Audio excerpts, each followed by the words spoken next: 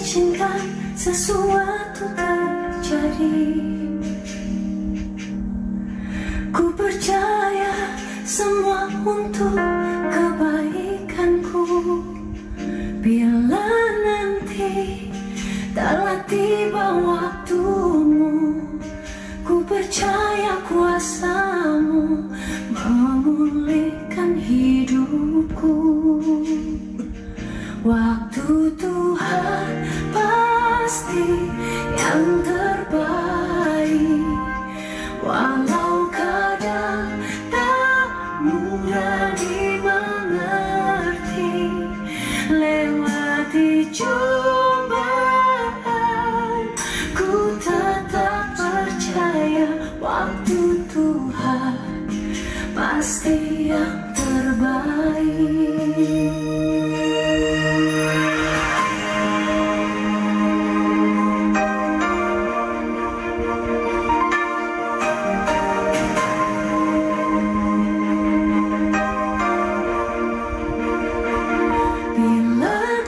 Izinkan sesuatu terjadi. Ku percaya semua untuk kebaikanku. Bila nanti telah tiba waktumu, ku percaya kuasamu memulihkan hidupku. Waktu Tuhan pasti yang terbaik, walau kadang tak mudah dimengerti. Lewati cobaan, ku tetap percaya waktu Tuhan pasti yang terbaik.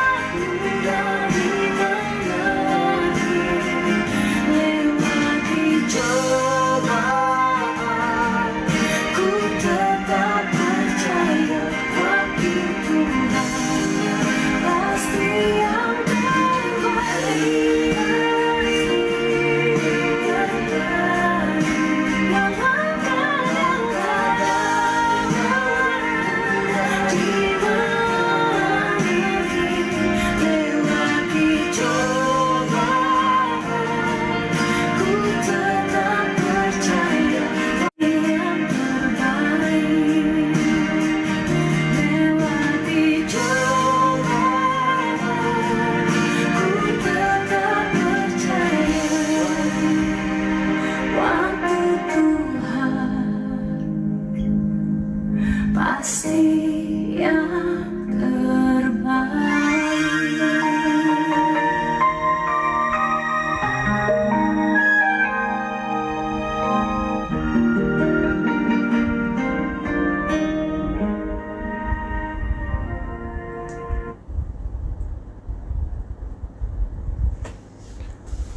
Mari Bapak Ibu Saudara kita menaikkan doa untuk pembacaan Alkitab. Bapa di surga, kami percayakan waktu berjalan di dalam pemeliharaan-Mu. Firman Tuhan yang tetap menguatkan langkah kami dalam menyikapi segala sesuatu yang kami harus hadapi, bahkan juga di tengah tugas dan tanggung jawab kami. Kami mohon hanya kasih dan kemurahan kasih kuasa Roh Kudus mulai yang melingkupi hati dan pikiran kami saat ini, baik pribadi maupun di tengah bersama orang yang kami kasih saat malam ini. Di dalam nama Tuhan Yesus Kristus kami berdoa. Amin.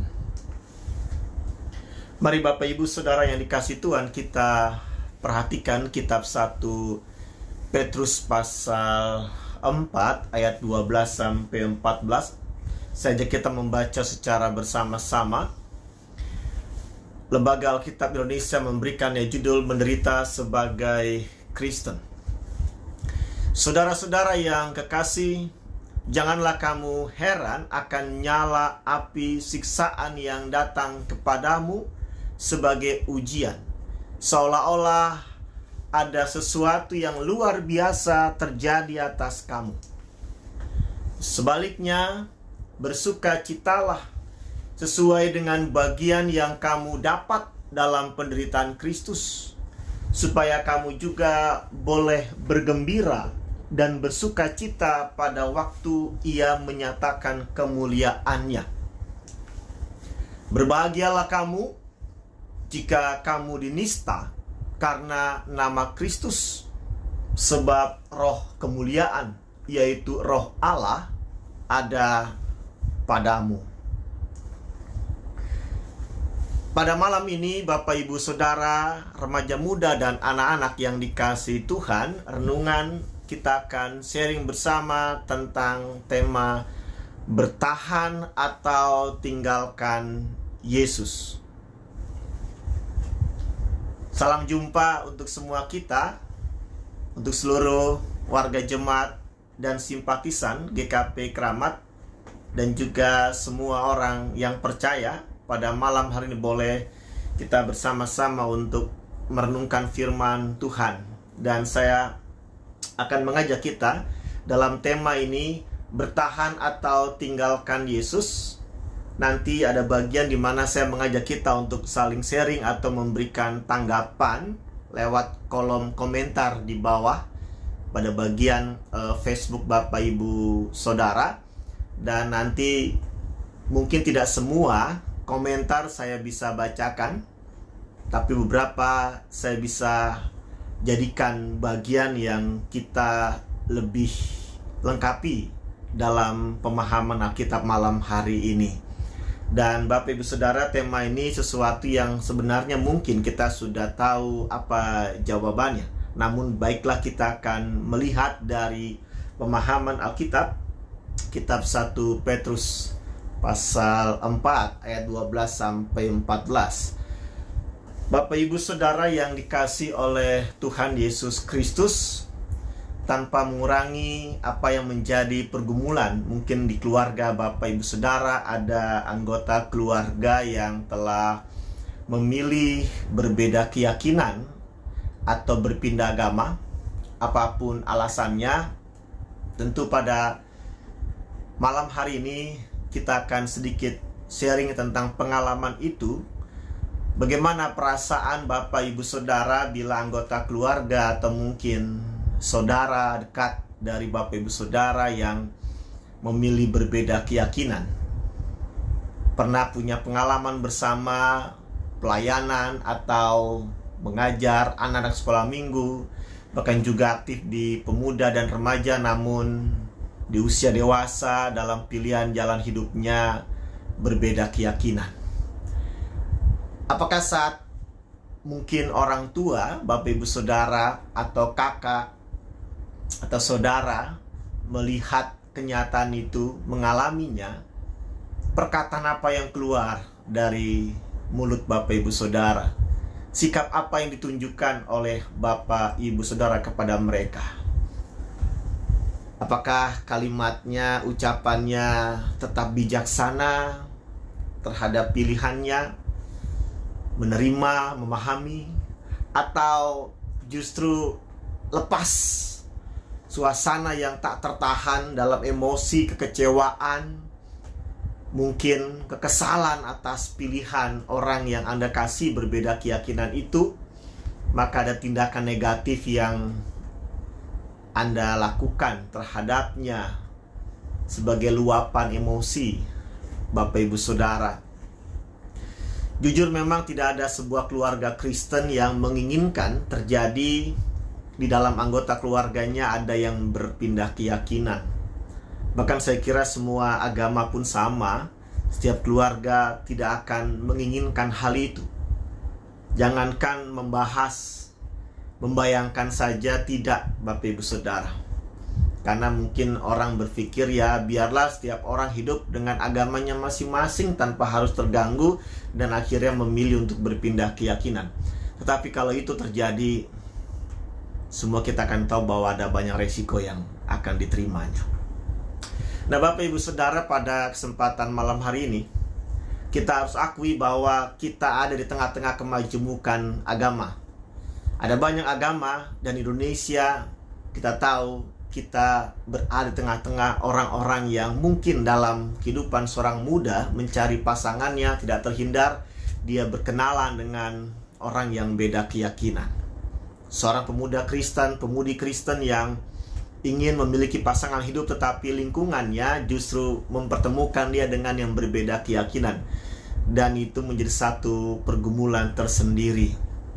Tapi itulah kenyataan di tengah kehidupan majemuk di Indonesia khususnya, lingkungan Bapak Ibu Saudara dimanapun berada. Tetapi kalau kita berada di tengah kondisi berbeda keyakinan dengan orang lain, kita diajarkan untuk saling toleransi. Kita nggak bisa fanatik berlebihan untuk menghina, merendahkan, meremehkan keyakinan atau agama orang lain.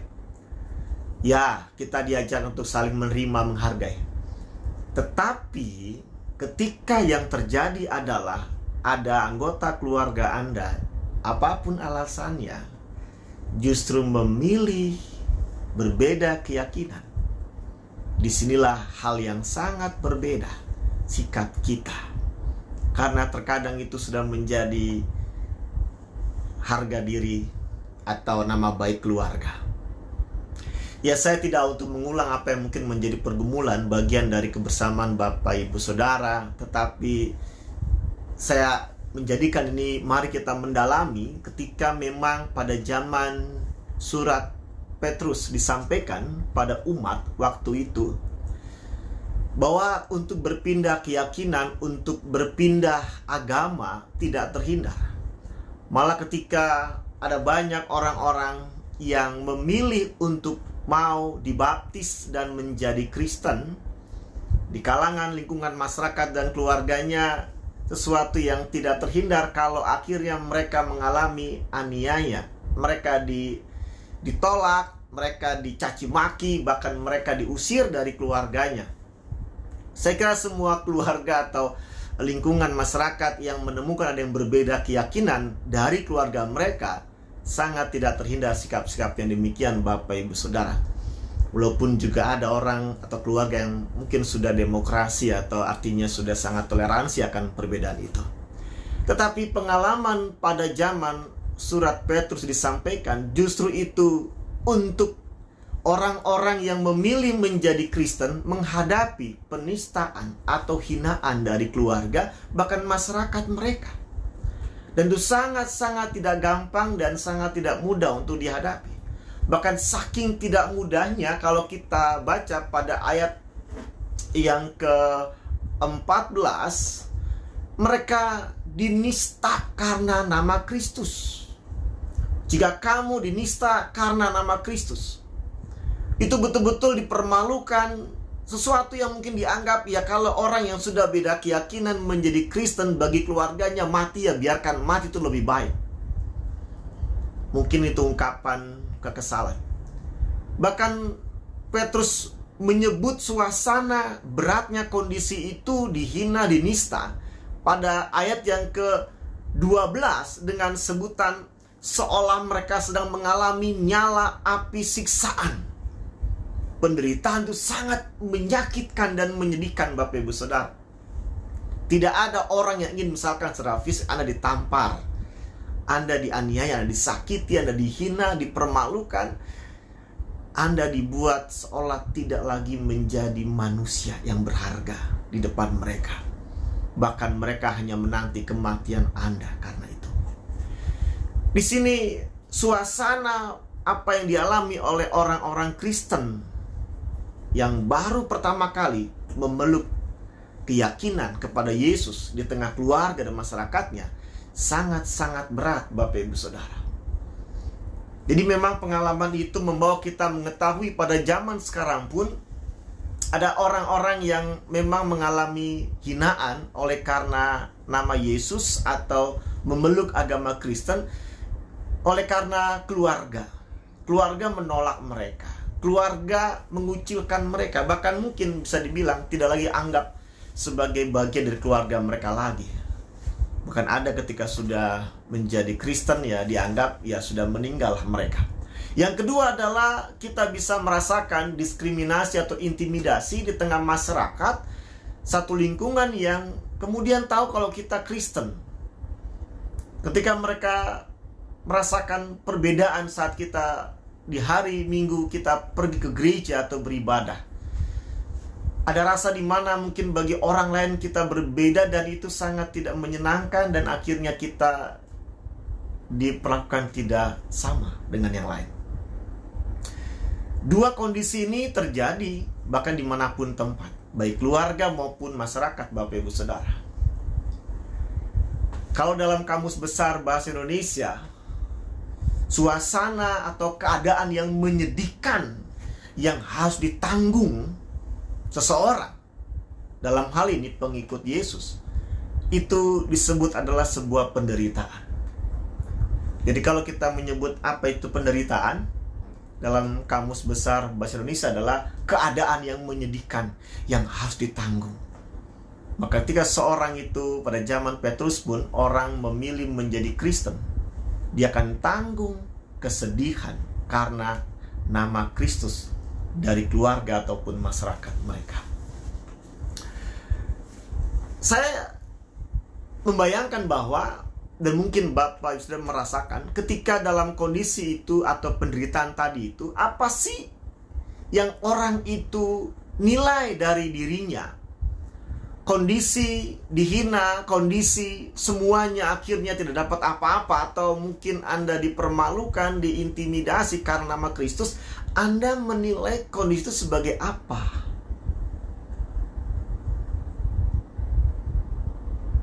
Atau ada orang yang justru dalam kondisi itu mengatakan, ternyata hidupku sial, hidupku menjadi malang karena pindah agama. Hidupku menjadi tidak beruntung karena menjadi Kristen. Ini gara-gara menjadi Kristen. Tidak ada kesenangan, tidak ada kebahagiaan, tidak ada sukacita, bahkan hilang pekerjaan misalkan, hilang jabatan, atau tidak mendapat warisan, atau dikucilkan. Betul-betul hal yang sangat-sangat tidak menyenangkan menjadi Kristen di tengah keluarga yang awal menerima mereka karena satu agama.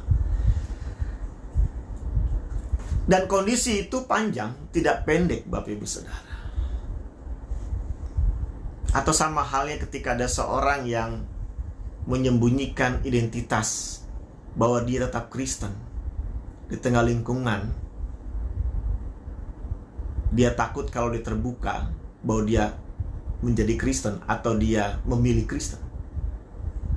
Mungkin ada rasa tidak nyaman, dan lebih tidak nyaman ketika dia terbuka, dan akhirnya nggak akan dihapus apa yang orang lain pandang terhadap Anda, yang mungkin Anda telah mengecewakan mereka. Anda mau bebas dari kondisi itu, Anda ingin lepas dari penderitaan itu karena nama Kristus, ya memang ini kembali kepada pilihan. Simpelnya, kalau nggak kuat ya sudah, tinggalkan Kristus, kembali ke agama semula. Saudara-saudara, Bapak Ibu, remaja muda, anak-anak yang dikasihi Tuhan, yang menarik pada bacaan kita ayat 14 tadi, justru penulis surat Petrus meminta umat, orang-orang yang telah menjadi Kristen, yang mungkin mengalami penistaan, dihina, dan segala macam penderitaan, untuk jangan heran. Itu sudah resiko. Jangan kaget. Kenapa jangan kaget? Kenapa jangan heran? Karena memang Petrus pun merasakan Yesus semasa hidupnya pun itu dibenci, gak disukai, oleh karena Yesus mengatakan kebenaran, memberitakan kebenaran Allah oleh pemuka agama, kalangan yang terhormat, sampai bahkan mereka membawa Yesus mengalami penderitaan salib dan mati. Bahkan setelah itu pun kebencian semakin kuat kepada orang-orang Kristen atau pengikut Yesus. Jadi jangan kaget karena penderitaan karena Anda memilih menjadi Kristen itu sudah dialami. Bahkan kebencian terhadap Yesus bukan hal yang baru. Dan kemudian Petrus justru menyebut dalam kondisi yang jangan heran kalau Anda menderita, Anda dinista atau Anda dikucilkan, Anda ditolak, Anda dipermalukan, Anda dibully karena nama Kristus, karena Anda Kristen. Bersukacitalah, berbahagialah. Ini sebenarnya aneh loh Bapak Ibu Saudara, remaja muda, anak-anak. Ini aneh. Kenapa justru orang yang dalam kesusahan akan nama Kristus di tengah lingkungan keluarga atau masyarakat diminta untuk tetap bersukacita dan berbahagia? Kenapa? Bukankah kalau kita pahami, kita itu bisa berbahagia, kita bisa bersukacita kalau kita mendapat perlakuan yang baik dari orang lain. Kita disenangi, kita dipuji, bahkan kita mendapatkan banyak kemudahan. Lah ini semua itu hilang. Harusnya kita kecewa dong. Dan kita marah. Kenapa justru mengikut Yesus, memilih dibaptis, menjadi Kristen, malah memulai satu kehidupan yang syarat dengan kebencian dari orang-orang yang suka terhadap kekristenan? Ini kan malah bikin orang akhirnya mundur gitu.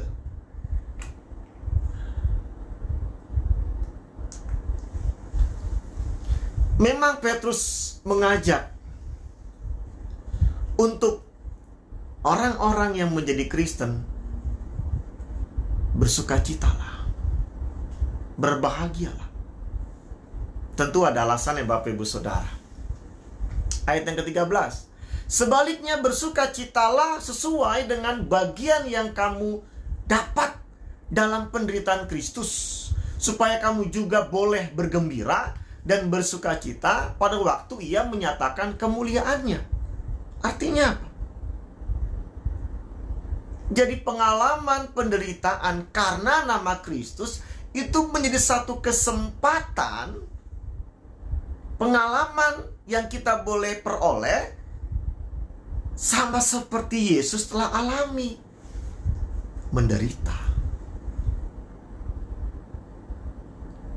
Bahkan tidak sampai di situ, ketika seorang menjadi Kristen dan mengalami penderitaan sama seperti Kristus menderita, dan kita diberi kesempatan seperti itu, disebut oleh Petrus kita akan beroleh perkenanan.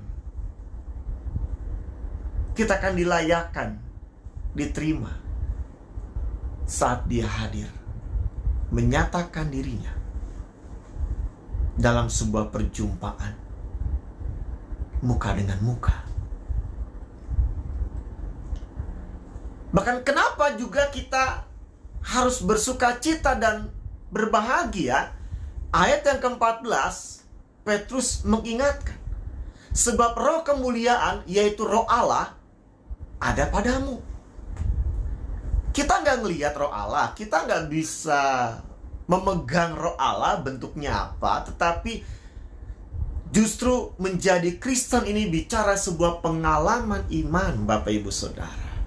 Bukan hanya kasat mata lahiriah Anda, lahiriah kita dengan mata kita, dengan telinga kita, tetapi justru satu pengalaman yang dunia nggak bisa jangkau, yaitu pengalaman iman.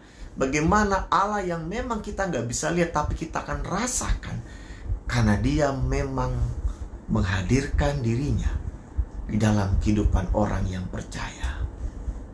Ini mempertegas berarti bahwa orang yang percaya dalam kehidupannya dia tidak berjalan sendiri. Dia berjalan bersama Tuhan. Dia menyertai janjinya. Nah, saudara-saudara, Bapak, Ibu, remaja muda, anak-anak yang dikasihi Tuhan, keadaan yang menyedihkan, keadaan yang dimana kita mungkin tidak nyaman karena nama Yesus di tengah sebuah lingkungan masyarakat atau mungkin keluarga besar kita, maka pahamilah yang pertama, kondisi itu bukanlah hal yang buruk dan salah. Anda nggak salah memilih menjadi Kristen. Bukan hal yang buruk di mata Allah Anda mengikut Yesus. Tapi justru ini sebuah kehormatan di mana kita boleh merasakan dan mengalami apa yang Yesus telah alami dalam hal penderitaan. Jadi kita jadi tahu, Bapak Ibu Saudara, rasakan bagaimana Tuhan dibenci. Bahkan mungkin secara fisik ada orang yang mengalami karena berpindah agama Kristen, dia ditampar, diludahi, dipukul, mungkin sampai ditonjok giginya copot atau berdarah, ditendang dan lain sebagainya. Secara fisik Anda bisa mengatakan hal yang sangat-sangat menyakitkan. Tetapi bukankah itu yang kita tahu dalam Alkitab dan kisah Yesus yang kita bisa nonton tayangannya? Betapa dia disakiti juga secara fisik dan dia berdarah, bahkan ketika disalib darahnya itu mengucur, Bapak Ibu Saudara. Itu bukan legenda, bukan dongeng, bukan cerita hayalan. Itu realita. Itu Yesus, itu guru, itu Tuhan kita. Dia mengalami itu. Jadi kita nggak melihat hanya pada ketika dia mengajar karismanya dalam berkhotbah, tetapi ketika dia mengalami penderitaan, kita boleh merasakan suasana hatinya, batinnya saat itu, Bapak Ibu Saudara. Yang kedua adalah ketika kita merasakan penderitaan karena Kristus, dengan banyak hal yang mungkin kita bisa ungkapkan, ketahuilah, di saat itu kasih dan kuasa Yesus akan kita rasakan. Justru kita beroleh penghiburan saat kita sedih berduka. Kita beroleh kekuatan di saat kita lemah. Seperti orang yang bilang, saya sembuh, pasti dia telah mengalami sakit. Saya kenyang, pasti dia telah mengalami lapar. Jangan katakan bahwa Anda merasa terhibur tapi tidak pernah merasa sedih. Dan Anda merasakan dan mengatakan, saya kuat, dikuatkan. Anda tidak pernah merasakan lemah. Justru kondisi penderitaan itu membuat kita bisa mengakui sebuah kekuatan, kuasa Tuhan dalam hidup kita. Dan yang ketiga, Bapak Ibu Saudara, ternyata penderitaan yang kita alami karena nama Kristus bukan hanya sekedar kita masuk dalam penderitaannya, tapi kita melihat sebuah karya Yesus yang di dalam penderitaannya dia tetap mengerjakan karyanya, pelayanan, melayani, hidup di dalam kebenaran Allah, tetap mengasihi, tetap menunjukkan sebuah kebaikan kepada siapapun, termasuk orang yang telah membuatnya menderita. Ini luar biasa loh Bapak Ibu Saudara, luar biasa. Kalau kita baik sama orang yang baik itu mah biasa. Tetapi saat kita baik kepada orang yang sedang tidak baik sama kita, luar biasa. Dan Tuhan tetap baik sama orang yang sudah menyangkalnya, yang sudah menyakitinya, yang sudah menyalibkannya. Itulah karyanya. Karyanya yang tetap kita akan rasakan. Karena kita juga orang yang berdosa, Bapak Ibu Saudara. Tetapi dia tetap baik sama kita. Yohanes 14 ayat 15 mengingatkan kita, jikalau kamu mengasihi aku, kamu akan menuruti segala perintahku. Ini tegas. Jadi kalau bicara tentang mengikut Yesus, bukan lagi hanya ada resiko memang secara mungkin negatif, Anda mendapat pergumulan, Anda dihina, tetapi juga Anda dipanggil untuk berkarya dalam kasih, mengerjakan perintah-perintah Allah, bukti cinta Anda kepada Dia. Nah, pada kesempatan malam ini seperti awal tadi saya sampaikan kepada Bapak Ibu Saudara, mari kita mencoba berdiskusi, sharing, refleksi ya, dengan pertanyaan. Saya ada di layar, saya akan berikan buat Bapak Ibu Saudara. Ini pertanyaan yang pertama. Bertahan atau meninggalkan Yesus? Ya, apapun pilihan Anda, sebutkan alasan-alasannya. Ya, silakan Anda tulis di kolom komentar, sharing Anda. Mungkin Anda punya pengalaman. Ya, kita bicara soal pengalaman atau kita bicara soal apa yang seharusnya dilakukan. Bertahan atau meninggalkan Yesus? Ya, sebutkan alasan-alasannya. Silakan, saya kasih waktu untuk kita untuk bisa memberikan sharing di kolom komentar, dan mudah-mudahan saya bisa membacakan setiap komentar Bapak Ibu Saudara, atau kalau tidak paling beberapa saya kutip untuk mempertegas sharing kita. Bertahan atau meninggalkan Yesus? Sebutkan alasan-alasannya.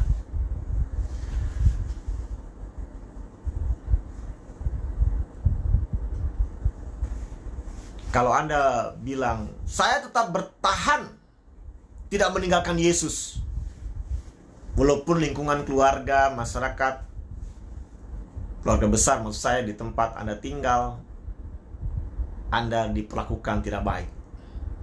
Kenapa bertahan? Bukankah harga diri Anda sudah diganggu? Anda dipermalukan? Kenapa nggak tanggalkan saja? Kembali ke agama semula? Atau nggak usah mengaku sebagai orang Kristen di tengah orang-orang yang mungkin beda dengan agama kita, supaya kita aman begitu, supaya kita nggak diintimidasi atau didiskriminasikan begitu. Jadi ribet nih. Silakan. Kalau kita mau jujur. Tapi ada nggak pengalaman ketika orang dalam pekerjaan, demi sebuah jabatan, dia meninggalkan Yesus? Ada nggak?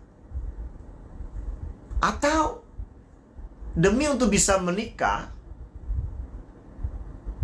dia meninggalkan Yesus? Ada nggak? Atau demi sebuah kekuasaan, beroleh kelimpahan harta materi, dia mau meninggalkan Yesus? Ada nggak? Nah, jadi memang pertanyaan ini tentu pribadi ya, Bapak Ibu Saudara. Ya, Ibu Teresa Luli, bertahan karena saya mau menjadi bagian sebagai ahli waris surga. Amin. Bu Rusiana, bertahan sampai akhir karena janji Tuhan iya dan amin. Alasannya bersama Yesus ada jalan keluar untuk setiap persoalan. Amin. Bertahan, itu menjadi jawaban.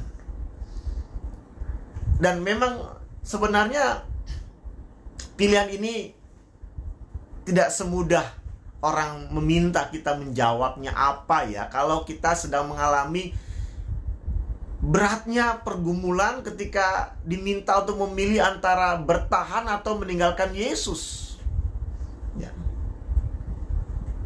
Bertahan, kata Pak Robert ya. Meninggalkan Yesus sama dengan dosa, upah dosa maut ya. Mungkin ada orang yang biarkan saya nggak dapat apa-apa, yang penting saya tetap mengikut Yesus, karena itu dosa, upah dosa adalah maut. Ibu Rina Yerti Siboya, bertahan karena Yesus ada juru selamat. Tentu ini menjadi sebuah pengalaman, penghayatan iman, kehidupan yang gak hanya sekarang, tapi keselamatan setelah kehidupan sekarang. Ibu Ria Herina Situmorang, saya tetap bertahan karena Yesus yang selalu menjaga saya dan melindungi saya di mana saya selalu putus asa. Amin. Berarti memang ketika orang bilang saya bertahan karena udah punya pengalaman bersama Tuhan. Kalau saya lebih milih bertahan, Fania Clara ya. Karena bagi saya hidup adalah Kristus dan adalah keuntungan luar biasa. Jadi hidup saya sepenuhnya hanya untuk Tuhan Yesus. Luar biasa. Pak Muhammad Jelani, saya tak bertahan ikut Yesus karena saya tidak memiliki alasan apapun untuk meninggalkan Yesus. Amin. Memang akan ada beda kata orang yang Kristen dari kecil lahir dengan yang ketika dia dewasa. Seolah-olah orang yang Kristennya dari lahir itu rentan untuk bisa meninggalkan Yesus. Ya silakan kita bisa berargumentasi, tetapi kembali kepada kita bahwa memang realitanya ini sebuah pergumulan atau mungkin dilema dalam satu kesempatan. Bu Wina, saya tetap bertahan dan tidak akan meninggalkan Yesus karena Yesus sudah menyelamatkan hidup kami. Luar biasa, amin. Ada satu pengalaman yang pasti luar biasa bagi Anda. Saya mengalami situasi seperti ini beberapa kali ya, Pak Noel Tobi. Pada waktu mencari pekerjaan dan di akhir tes selalu persoalan mengenai agama dan itu selalu dipertanyakan. Pergumulan yang tidak mudah. Sangat-sangat tidak mudah. Anda tetap bertahan luar biasa. Ya, luar biasa. Bagi saya pilihan bertahan itu resikonya besar juga, Bapak Ibu Saudara. Nggak gampang. Bu Bertina bertahan setia sampai akhir hayat. Amin. Ya, ada mujizat Tuhan. Ya, Mbak Yuniarti Logensi bertahan dengan iman dan ajaran kekristenan kita. Luar biasa. Amin. Di sini Bapak Ibu Saudara, kita akhirnya bisa mengakui ada banyak jawaban memang antara bertahan atau tidak. Ya. Tapi saya percaya ketika Anda bilang bertahan karena Tuhan selalu ada buat saya di saat saya sedang kesulitan dan gembira, itu pengalaman iman saudara. Untuk Aldi Putra, luar biasa. Itu pengalaman iman. Baik, Bapak Ibu Saudara, luar biasa untuk sharing kita. Dan saya senang kita boleh bersikap tegas, walaupun mungkin Anda Kristen dari kecil lahir atau yang mungkin baru dewasa, tapi sama kita mau katakan saya tetap mau bertahan, tidak akan meninggalkan Yesus. Ya, Stephanie Franz bertahan, luar biasa. Karena janji Tuhan itu nyata.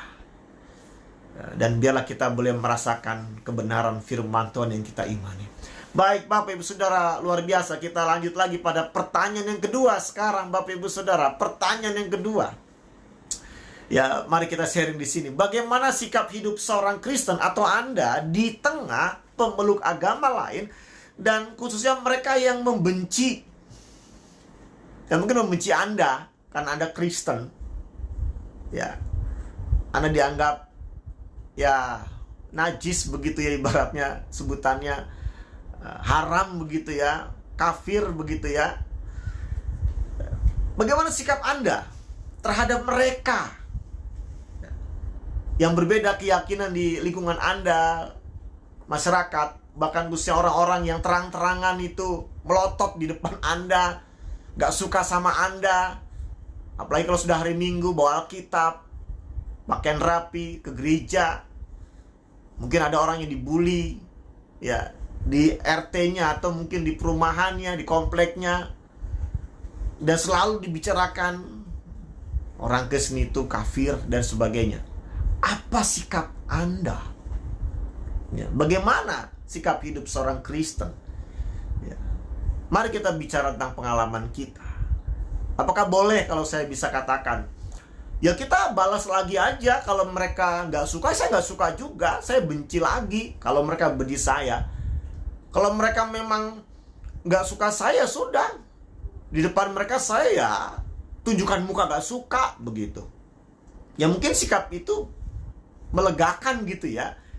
Ya, ibaratnya ada orang yang ditampar pipi kirinya, suruh kasih yang kanan, yang nggak juga lah. Siapa yang mau gitu. Aldi Putra, sikap saya tetap merangkul mereka dan peduli dengan mereka. Luar biasa. Merangkul. Wow.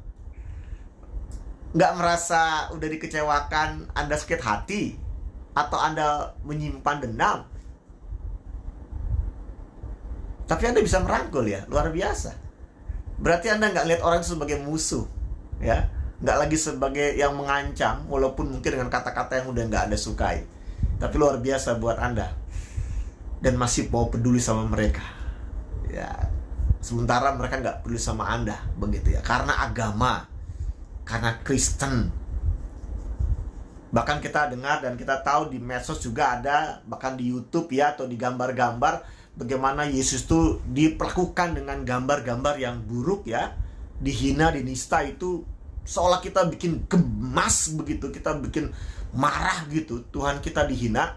Sementara kalau kita mungkin menghina, wah habislah kita, begitu ibaratnya gitu ya. Bu Lorsi Agustin mendoakan mereka Pak supaya mereka bertobat dan menjadi pengikut Kristus. Luar biasa ini bentuk penginjilan ini. Ya, mendoakan. Tapi mereka tuh benci kita. Kok bisa ya mendoakan mereka? Kan yang terbayang kata-kata mereka begitu. Yang terbayang itu omongan mereka gitu ya. Pak Christian Senduk, sikap saya mendoakan mereka dan menunjukkan iman Kristen secara nyata. Wow, luar biasa. Wow, berarti Anda nak membuktikan, sekalipun dipandang buruk, tapi tidak buruk dalam sikap iman secara nyata di depan mereka ataupun dalam kehidupan kebersamaan. Luar biasa. Ya, memang Bapak Ibu Saudara, saya bisa ya merasakan ada banyak orang yang mungkin tetap bersikap baik, tapi juga ada orang yang antipati gitu ya. Karena udah dihina, dibenci, bahkan oleh keluarganya gitu ya. Nggak.